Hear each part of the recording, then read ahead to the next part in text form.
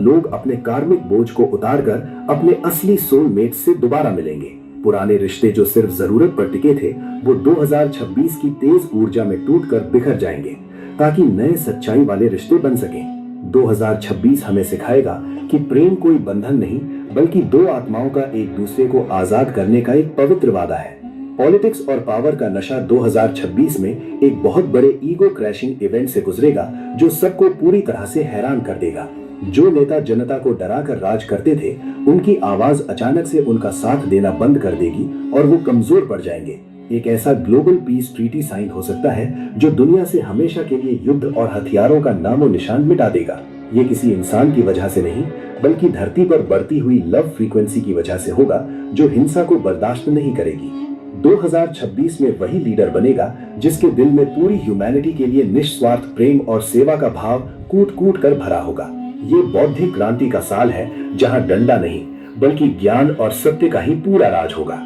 2026 में लैंग्वेज यानी भाषा की जरूरत बहुत कम पड़ने लगेगी, क्योंकि लोगों की टेलीपैथी बहुत तेज हो जाएगी।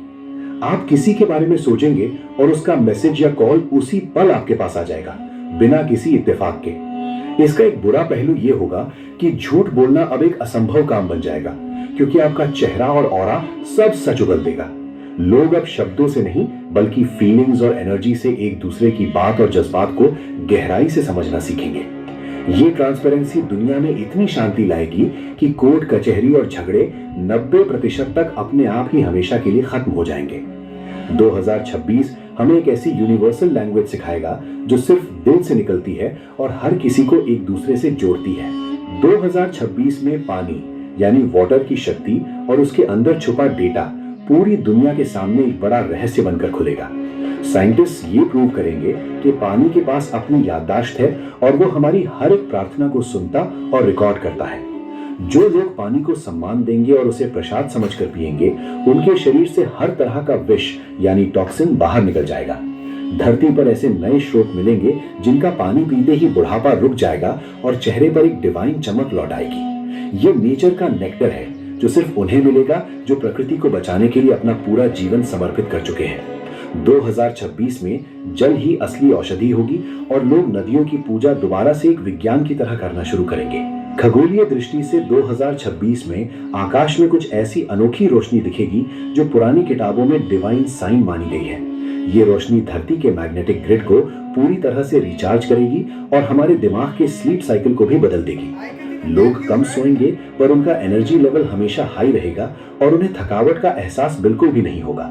ये कॉस्मिक एनर्जी हमारे अंदर के डर और चिंताओं को जला देगी और हमें निर्भय बनने में मदद करेगी। जो लोग इस रोशनी में मेडिटेशन करेंगे, उन्हें ऐसी सिद्धियां मिलेंगी जिनकी आज हम सिर्फ कल्पना ही कर सकते हैं। 2026 हमें बताएगा कि आकाश सिर्फ तारों का समूह नहीं, बल्कि एक बहुत बड़ा एनर्जी पोर्टल है जो हमसे जुड़ना चाहता है।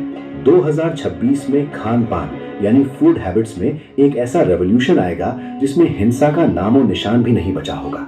इंसान का डाइजेस्टिव सिस्टम अब मांस और हेवी फूड को बर्दाश्त नहीं कर पाएगा और लोग प्राणिक फूड की तरफ भागेंगे।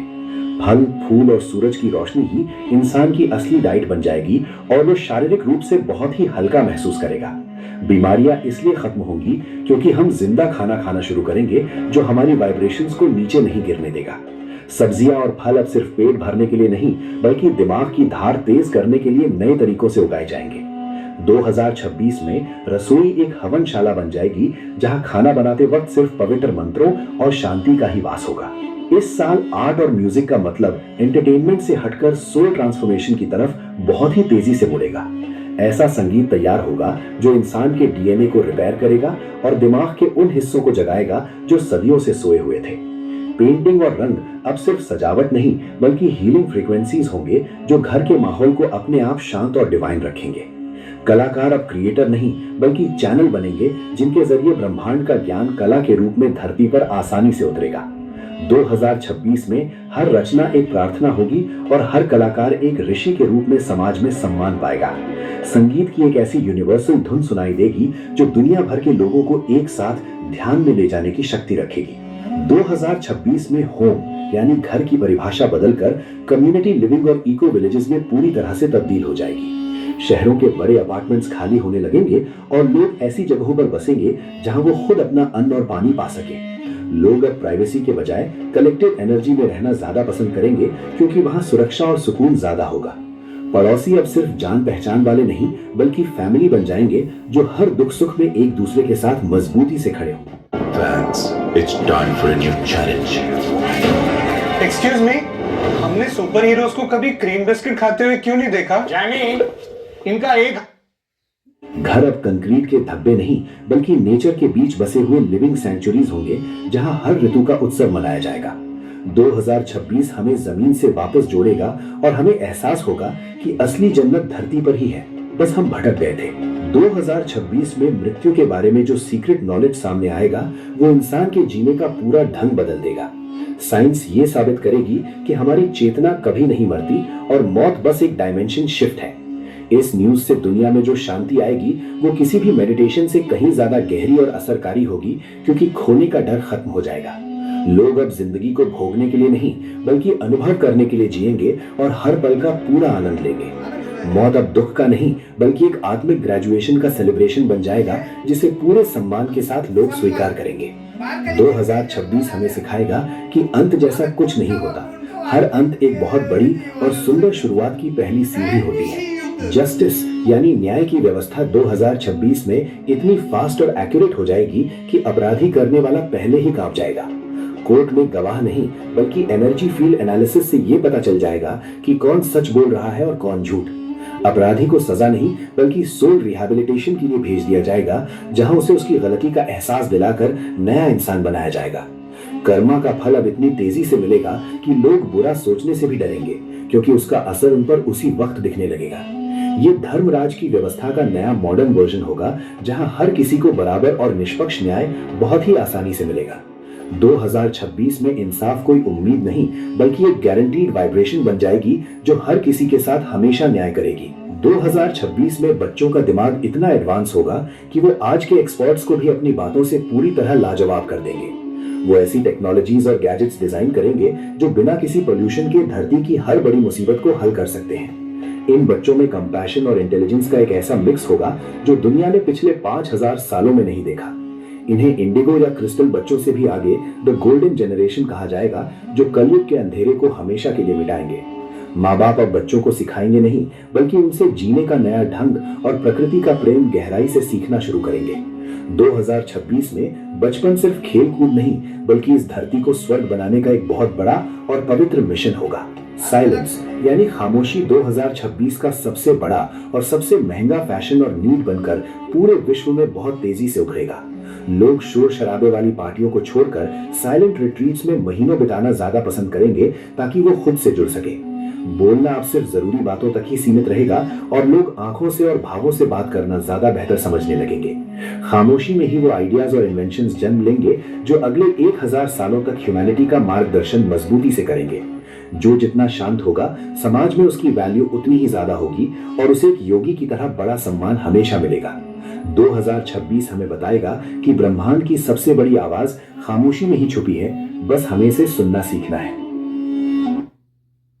तो आलं का लक्षात, गेहरा आत्मिक ज्ञान हा चॅनल सबस्क्राईब करा, त्याच्यावर मस्त हे आता बघा, मी चॅनल सबस्क्राईब सन मराठी